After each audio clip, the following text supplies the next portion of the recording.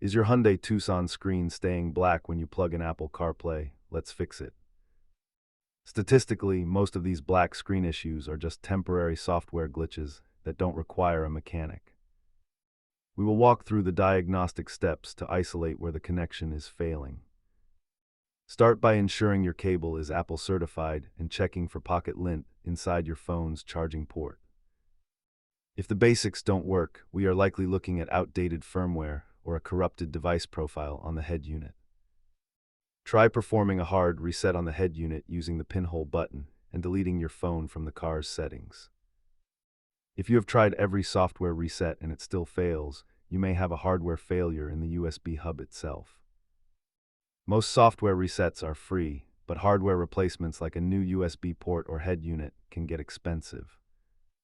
Check the official Hyundai website to ensure you are running the latest firmware, which often patches CarPlay bugs.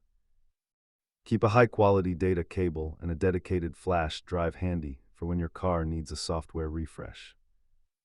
Remember, if the screen remains black after a master reset, you likely have a warranty claim on the hardware. Hit subscribe for more Tucson troubleshooting tips and let me know in the comments if you got it working.